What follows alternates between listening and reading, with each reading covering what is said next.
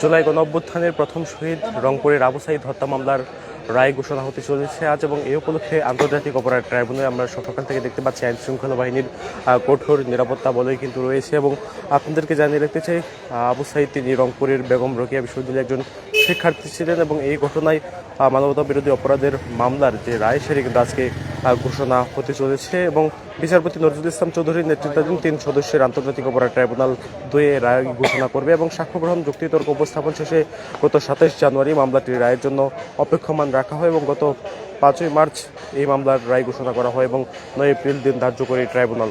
সে মোতাবেক আজ মামলাটির রায় ঘোষণা হবে, এবং সেই উপলক্ষে আমরা দেখছিলাম সকাল থেকে আইন শৃঙ্খলা বাহিনীর সদস্যদের যে কঠোর অবস্থান সেটি আমরা দেখছি। আন্তর্জাতিক অপরাধ ট্রাইব্যুনালের সামনে যে প্রধান ফটকটি রয়েছে সেখানে আমরা দেখছি র্যাবের সদস্যরা অবস্থান করছেন, পুলিশের সদস্যরা অবস্থান করছেন, এবং কিছুক্ষণ আগে 2টি প্রিজন ভ্যানে করে এই যে আসামি তাদেরকে নিয়ে আসা হয়েছে, এবং এই প্রিজন ভ্যানগুলো এখনও ট্রাইব্যুনালের যে বাইরে যে স্থানটি রয়েছে সেখানে অবস্থান করছেন।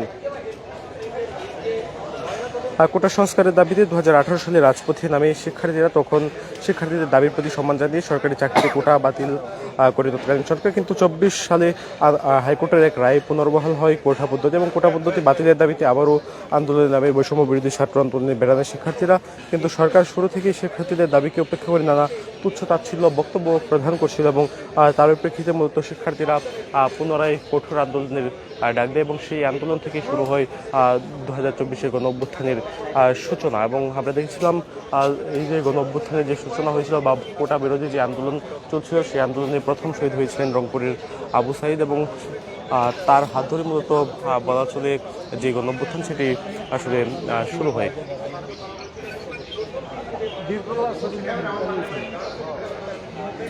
দর্শক জানিয়ে রাখতে চাই, 2024 সালের 14 জুলাই গণভবনে এক সংবাদ সম্মেলনে ক্ষমতাচ্যুত প্রধানমন্ত্রী শেখ হাসিনা বলেছিলেন, মুক্তিযোদ্ধাদের বিরুদ্ধে কেন এত ক্ষোভ, এবং মুক্তিযোদ্ধাদের নাতিপুতিরাও পাবে না, তাহলে কি রাজাকারের নাতিপুতিরা পাবে? এই বক্তব্যের প্রতিবাদে ওই দিন রাতে বিক্ষোভ মিছিল করে ঢাকা বিশ্ববিদ্যালয়ের শিক্ষার্থীরা। পরদিন বিকালে ঢাকা বিশ্ববিদ্যালয় ক্যাম্পাসে বিক্ষোভ করেন শিক্ষার্থীরা। তাতে হামলা চালায় নিষিদ্ধ সংগঠন ছাত্রলীগ ও কার্যক্রম নিষিদ্ধ আওয়ামী লীগের সন্ত্রাসীরা। এতে বিপুল সংখ্যক শিক্ষার্থীরা আহত হন, এমনকি শিক্ষার্থীরা ঢাকা মেডিকেল কলেজ হাসপাতালে চিকিৎসা নিতে গেলে সেখানেও ছাত্রলীগ হামলা করে। এই হামলার প্রতিবাদে ঢাকা বিশ্ববিদ্যালয় সহ দেশের সব বিশ্ববিদ্যালয়ের শিক্ষা প্রতিষ্ঠানে বিক্ষোভ কর্মসূচি ঘোষণা করে বৈষম্য বিরোধী ছাত্র আন্দোলন। এই বিক্ষোভ কর্মসূচিতে অংশ নেন আবু সাঈদ, কিন্তু পুলিশ রোকেয়া বিশ্ববিদ্যালয় ক্যাম্পাসের বাইরে তাকে খুব কাছ থেকে গুলি করে হত্যা করে। যে হত্যার ভিডিও বিভিন্ন গণমাধ্যম ও সামাজিক যোগাযোগ মাধ্যমে ছড়িয়ে পড়ে ওই দিন সারা দেশে 6 জন নিহত হয়। এরপরই আন্দোলনের শিক্ষার্থীদের পাশাপাশি রাজপথে নামে সাধারণ জনতা। পরে আবু সাঈদের ময়নাতদন্ত প্রতিবেদন পরিবর্তন দায়িত্বরত চিকিৎসককে নানাভাবে চাপ দেওয়া হয়, যা মামলার সাক্ষ্য গ্রহণের সময় উঠে এসেছে। দর্শক দেখছেন আন্তর্জাতিক অপরাধ ট্রাইব্যুনাল থেকে সরাসরি আপনাদেরকে দেখাচ্ছি। আজকে আন্তর্জাতিক অপরাধ ট্রাইব্যুনালের যে 2 নম্বর আদালতটি রয়েছে সেখানে রায় ঘোষণা করা হচ্ছে রংপুরের আবু সাঈদ হত্যা মামলার মানবতা বিরোধী অপরাধের যে মামলাটি দায়ের করা হয়েছিল সেই মামলা রায় হবে আজ। এবং সে উপলক্ষে মূলত আন্তর্জাতিক অপরাধ ট্রাইব্যুনালে কঠোর নিরাপত্তা বলয় সৃষ্টি করা হয়েছে, এবং কিছুক্ষণ আগে আমরা দেখছি 2টি প্রিজন ভ্যানে করে আসামিদেরকে নিয়ে আসা হয়েছিল।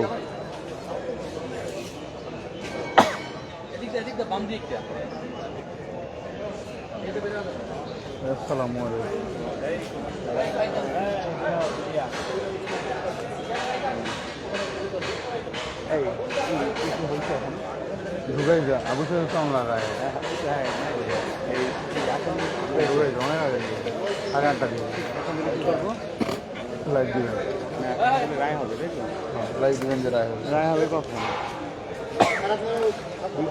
শেখ হাসিনার আইনজীবী তিনি গত বছরের আগস্টে একটি বক্তব্যে বলেছিলেন, জুলাই আগস্ট আন্দোলনে সংগঠিত মানবতা বিরোধী অপরাধের মামলায় সাবেক যে প্রধানমন্ত্রী শেখ হাসিনা সহ 3 জনের বিরুদ্ধে যে 3য় দিনের সাক্ষ্য গ্রহণ শেষ হয়েছে, এবং সেটি মূলত গত বছর বলা হয়েছিল যে আগামী 17 আগস্ট পরবর্তী সাক্ষ্য গ্রহণের দিন ধার্য করা হয়েছিল। এবং আপনাদেরকে জানিয়ে রাখতে চাই, গেল বছরের 6 আগস্ট বেলা 11টার পর থেকে বিকেল 3:30টা পর্যন্ত আন্তর্জাতিক অপরাধ ট্রাইব্যুনালে একে সাক্ষ্য গ্রহণ কার্যক্রম চলে। মাঝখানে কিছুক্ষণ বিরতিও দেওয়া হয়। এদিন সাক্ষ্য দেন 2 প্রত্যক্ষদর্শী, তারা হলেন বেগম রোকেয়া বিশ্ববিদ্যালয়ের শিক্ষার্থী রিনা মুর্মু এবং এনটিভি রংপুর প্রতিনিধি একে এম মইনুল হক। তারা 2023 সালের 16 জুলাই সংঘটিত আবু সাঈদ হত্যাকাণ্ডের আগের ও পরের পরিস্থিতি আদালতের সামনে তুলে ধরেন। সাক্ষ্য গ্রহণ শেষে আসামি পক্ষের রাষ্ট্র নিযুক্ত আইনজীবী আইনজীবী মোহাম্মদ আমির হোসেন 2 সাক্ষীকে জেরা করেন এবং সাংবাদিক মইনুল হককে জেরা করতে গিয়ে আইনজীবী আমির হোসেন দাবি করেন আবু সাঈদের উপর হামলার যে ভিডিও ফুটেজ রয়েছে তা কৃত্রিম বুদ্ধিমত্তা বা এআই ব্যবহার করে তৈরি করা হয়েছে। তবে মইনুল হক এই দাবি অস্বীকার করে জানান ফুটেজ তিনি নিজেই ধারণ করেছেন এবং সেটি সম্পূর্ণ সত্য।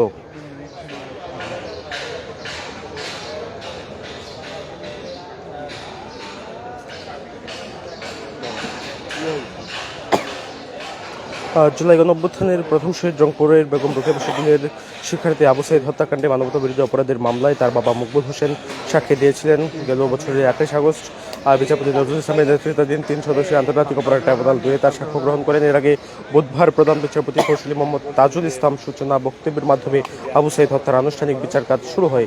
এরপর আবু সাঈদকে গুলি করার 2টি ভিডিও ট্রাইব্যুনালে প্রদর্শন করা হয়। পরে ট্রাইব্যুনাল সাক্ষ্য গ্রহণের দিন ধার্য করেছিলেন।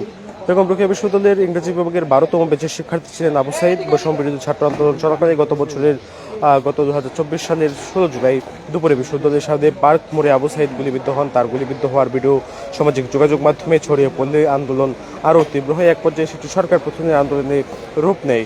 রক্তক্ষয়ী সেই আন্দোলন আমরা দেখেছিলাম। পরে রক্তক্ষয়ী সেই আন্দোলন থেকে পরবর্তীতে সৃষ্টি হয় 5 আগস্ট।